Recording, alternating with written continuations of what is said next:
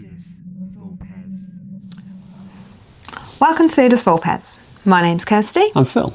And you join us as we go through a review of the last 2 weeks behind the scenes at Ludus Vulpes. I mean, behind the scenes might be slightly optimistic, but we're going to talk a little bit like a fortnightly review, really. Our thoughts around the games we've played, things that have been surprises, things that have been interesting or exciting, things that have maybe not quite hit the mark in the way we'd like, and talk about the games we've played and hopefully give you a bit of an idea of some of the games you might want to play, and also some of the reviews that might be coming up on the channel in the near future. Intriguing. Snippets ahead. Maybe. So, John, we've got our BGA stats in front of us. So, Kirsty, do you want to take us through? We've done quite a lot in the last 2 weeks. So, yeah, it's not a surprise because No. part of the last 2 weeks was Essen, and we're not going to do a formal Essen review today because we've got a video with Matt coming out from Board Game Picks to talk about our thoughts around highs, Essen. our lows, and our in-betweens. And for Matt and Kirsty, food and fruit juices. But Don't give it all away. Fine. So how have we been doing this month? Last 2 weeks? So, in the last 2 weeks, we have played 17 different games. That's not bad. Yeah. There's been a mixture of 4 players, Yeah. which has been obviously you, me. We played with Matt, and we played with our good friend Ryan. Yes, we Didn't did. we? Yeah, Didn't we? So yeah, it's been a mixture of 4 players, which has been quite nice. And to be honest, they've all been new releases. The shocker. The shock of post-Essen. Bar 2. Bar 2. Bar 2. Yeah. 3. One was Bar Rummy Cub. 3. Bar So, 3. that's really old. Old school games works just as well as the newbies. I've been introduced to Rummy Cub. I hadn't ever played Rummy Cub really before, so that was kind of cool. Turns out I've been playing it wrong since I was a kid. So I was taught it by my grandparents, safety in bets and all that. We used to bet with buttons. And I was advised that you could do groups of numbers, but I wasn't told that they could only be one of each colour. So that was revelation. Thanks, Matt, for teaching us that. Yeah, welcome to Rummy Cub, the Ludus Vulpes coverage. Next week we'll be covering tournaments for Rummy Cub. And Scrabble. Yeah, and Scrabble. Jokes. So, we've played 44, 45 games now this last fortnight. So that's quite a few games to get through in 2 weeks. And our most played game, which has come as a bit of a surprise to me, is Joan of Arc, Orleans Drawing Right, which we kind of really liked. It gives you a definite vibe of Orleans, the board game, in a more almost more compact format. Almost. Yeah. And maybe that was maybe my little downside there. That actually it almost takes up as much table space when you're playing the full Drawing Right game as the board game, which kind of defeats the object in a way. But we do cover that in a big review that's coming up.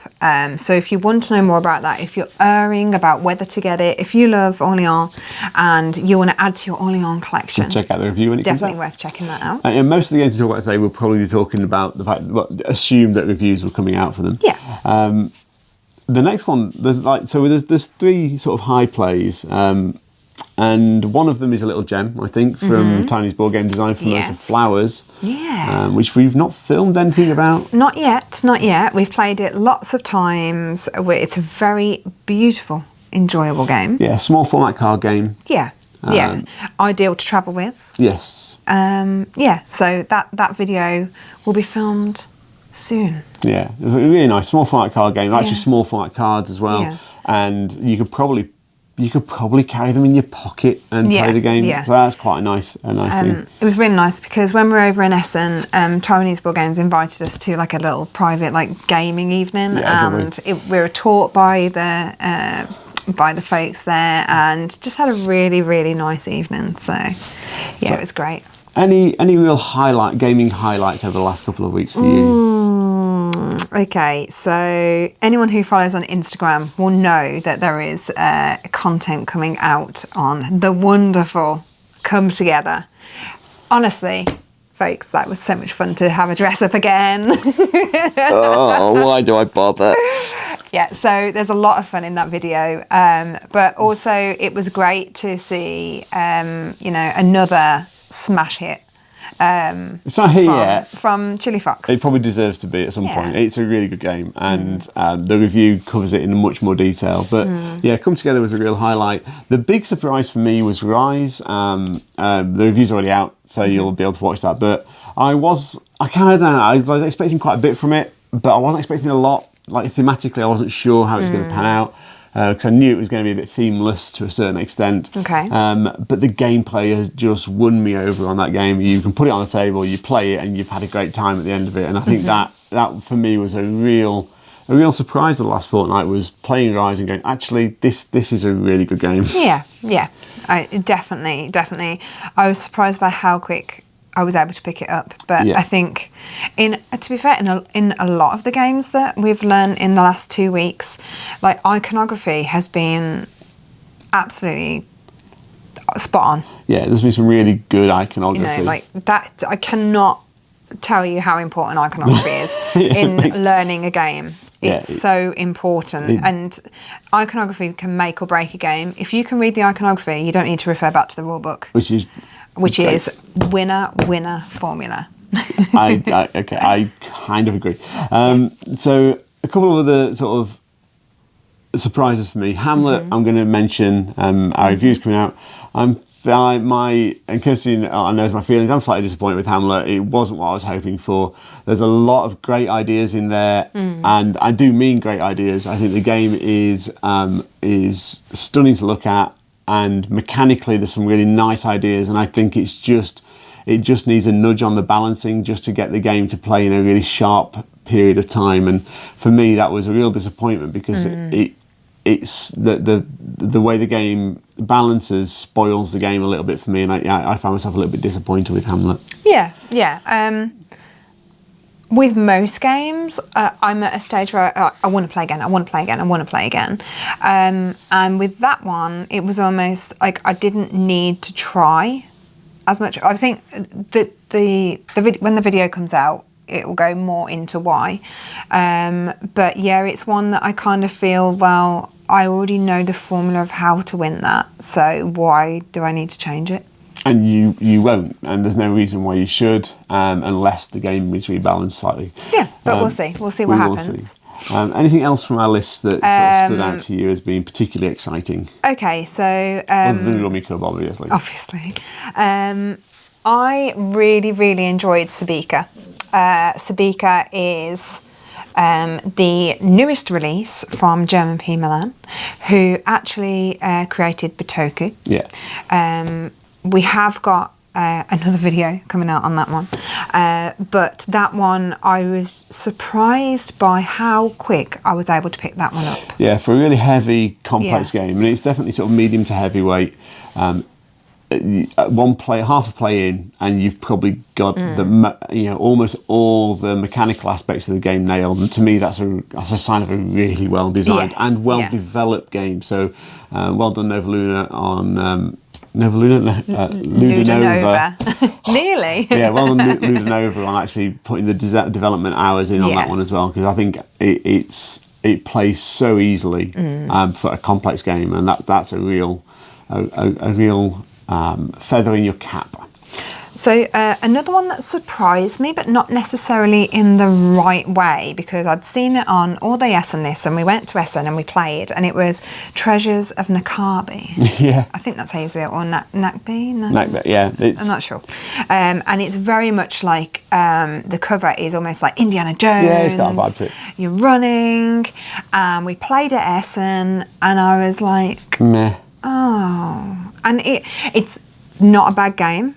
Don't get me wrong. I mean, we play a lot of heavy games. It's not a heavy game in any way, shape, it's a family game. It's pitched for children. Very much a family game. And I almost felt like this is even maybe slightly too simple for my nephews.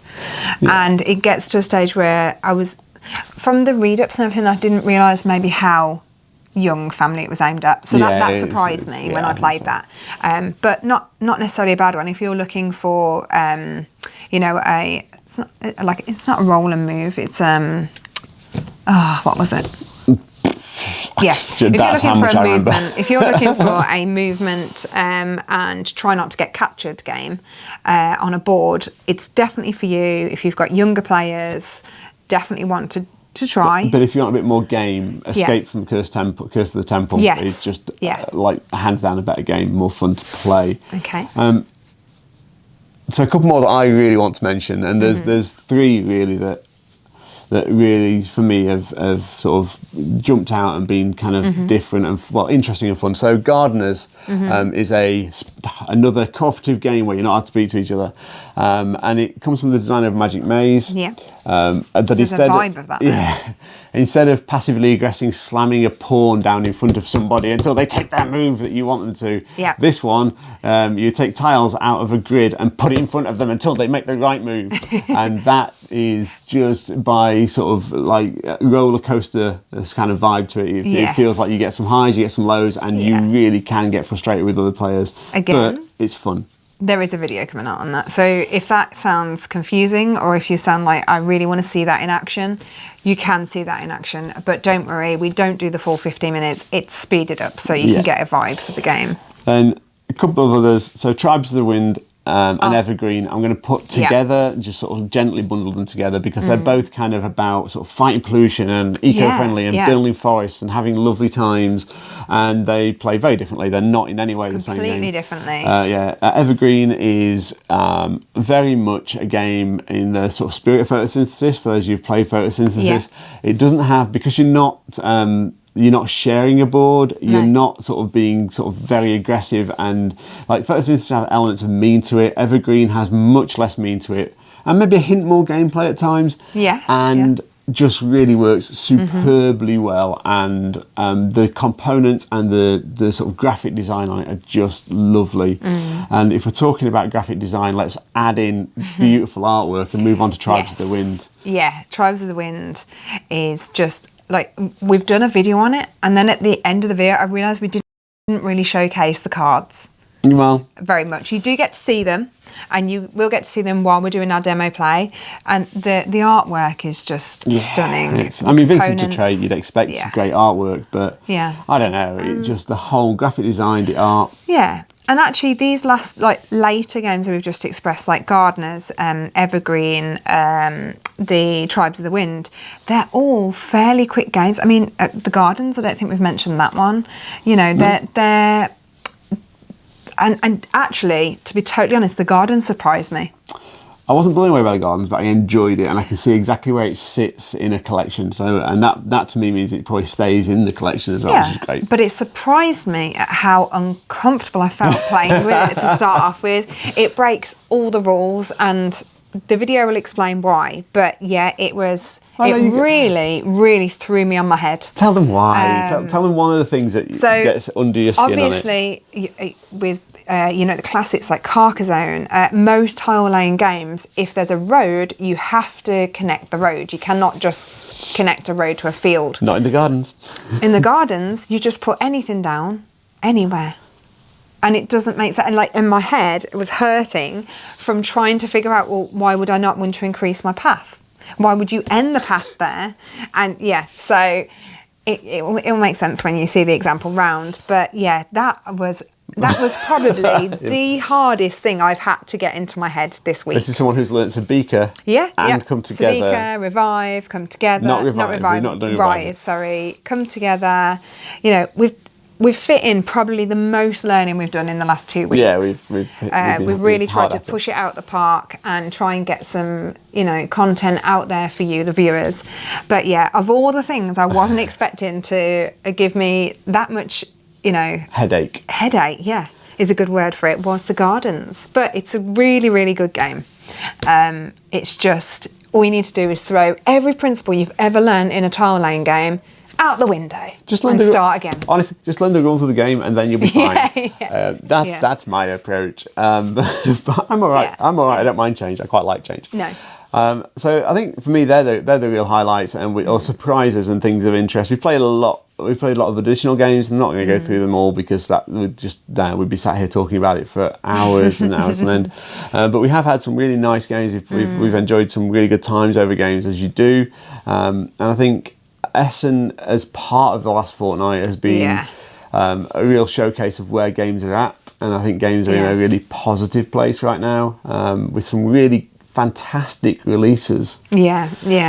It's been wonderful to see the, not Essen effect, but the effect that Essen Spiel has, that kind of, for like me personally, that burst to want to maybe try and, you know, create my own game and get the juices flowing again, because you know, after a while sometimes you know, life gets busy, things get down, you know, it hasn't been the easiest, you know, last 3 or 4 months personally, but you know, it's got those engines revving again. I'm really excited to get some prototypes to the table, get them play tested. You know, we've met some incredible people at Essen, and there are people that I'm still backwards and forwards in contact with, and we will arrange interviews with you. We will get that sorted, don't worry. Yeah, it's, you know, it's all go, but in a really, really good way. Yeah, on that all go front, we've recently decided that we're going to head over to PAX Unplugged at the start of December, so that'll be great. It'll be our first American convention we've been to, so really looking forward to that. If you're watching this in America and you've got and you're going to be at PAX, you got any tips or hints or anything that you think we should get on with and do, please let us know in the comments below. Yes, please let us know. It's going to be our first time. It's very scary, and I'm very excited and would like as much hints, advice as possible. So if you want to give us any comments, if you want to enjoy this video and enjoy more of our content, like and subscribe. Don't forget, we're also on Facebook, Instagram and Twitter. Just search for Ludus Vulpes. Look, thank you for listening to us ramble for a good sort of 20 minutes. Hopefully you found it interesting and useful. If so, let us know in the comments and we'll do this again. Yeah. See you soon, everyone. Bye-bye. Thank you. Bye.